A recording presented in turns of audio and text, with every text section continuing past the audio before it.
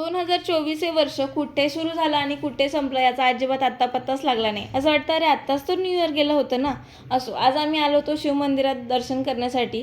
कारण मागच्या 5 वर्षांमध्ये ना न्यू इयरला सेलिब्रेशन हो ना हो, पण फर्स्ट डेला मंदिरात जाणं आमचं अजिबातही चुकलेलं नाही आहे. सिरियसली इथे मंदिरात येऊन एवढं शांत वाटलं, खूप प्रसन्न वाटलं. नवीन वर्षाची खूप छान सुरुवात झाली होती. कारण कसं आहे की चांगल्या वाईट गोष्टी माणसाच्या आयुष्यात घडत असतात, पण नवीन वर्षात त्या सगळ्या गोष्टींना मागे सारत नव्याने थोडीशी सुरुवात करायची असते.